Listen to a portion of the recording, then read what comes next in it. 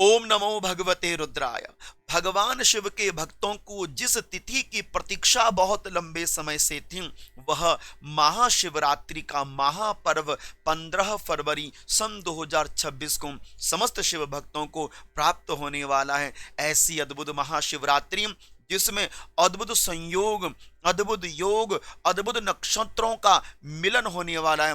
1000 वर्षों के बाद ऐसी कोई दिव्य महाशिवरात्रि हम सभी शिव साधकों को इस वर्ष प्राप्त होने जा रही है। आपके समकक्ष 15 फरवरी सन 2026 दिन रविवार को महादेव की कृपा से हम सभी को प्राप्त होने वाली है।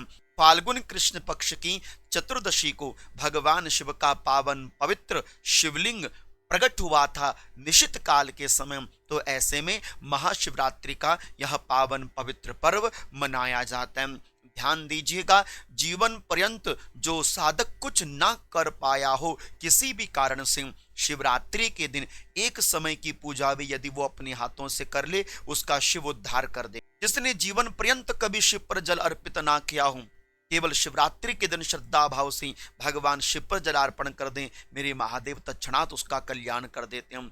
लिखा हुआ हमारे पुराणों में कि शिवरात्रि व्रतम नाम सर्व पाप प्रणाशनम आचांडाल मनुष्याणाम भुक्ति मुक्ति प्रदायकम। ऐसी अद्भुत रात्रि मेरे महादेव की रात्रि 15 फरवरी को चतुर्दशी है। चतुर्दशी के अधिष्ठात्री देवता भगवान शिव है और इस दिन रविवार है, और रविवार के जो देवता है सूर्य है, सूर्य भगवान के दाहिने हाथ में वास करते हैं। तो विचार करके देखिए कि 15 फरवरी महाशिवरात्रि कितनी अद्भुत है।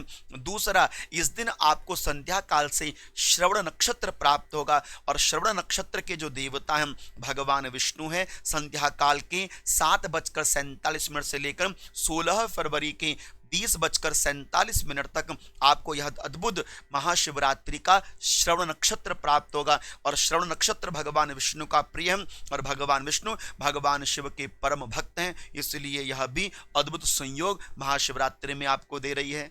महाशिवरात्रि में तीसरा संयोग बन रहा है अभिजित नक्षत्र का। वैसे तो अभिजित नक्षत्र हमें प्राप्त नहीं होता है बार बार, लेकिन महाशिवरात्रि में हमें अभिजित नक्षत्र भी प्राप्त हो रहा है। तो आप विचार करके देखिए कि कितनी अद्भुत महाशिवरात्रि है।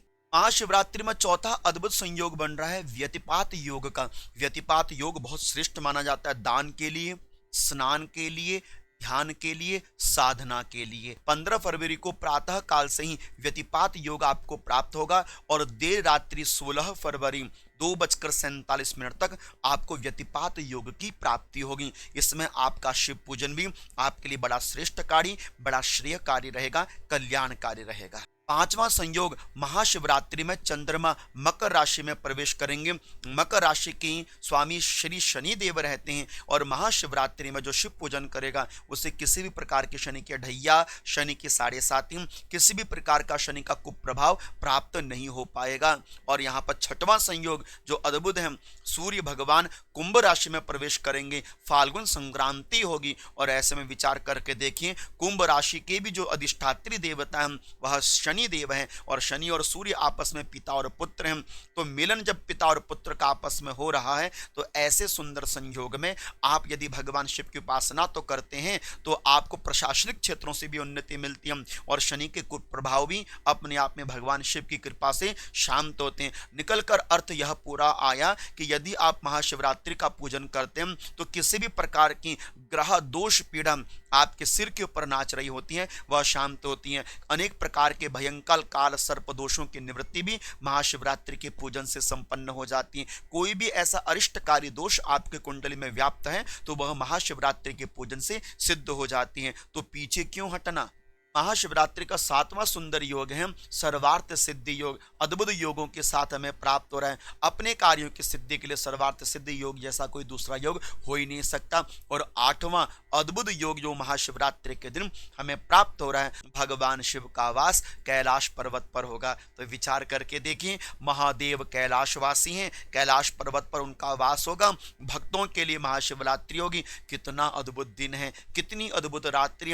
एक क्षण का भी यदि भी आप पूजन महाशिवरात्रि में कर लें, मेरे महादेव आपका कल्याण जरूर करते हैं। इसलिए जीवन में जन्म मिले तो मनुष्य का और पूजा मिले तो शिव की, इस आधार को लेकर चलिएगा और इस महाशिवरात्रि को बहुत सुंदर बनाने का प्रयास कीजिएगा। हर एक क्षण कण कण अपने महादेव को समर्पित कर दीजिएगा। महाशिवरात्रि में हमें क्या क्या करना चाहिए, ये आने वाली वीडियो में मैं आपको जरूर बताऊंगा। जुड़े रहिएगा हमारे साथ। आप सभी को प्रेम भरी ओम नमो भगवते रुद्राय।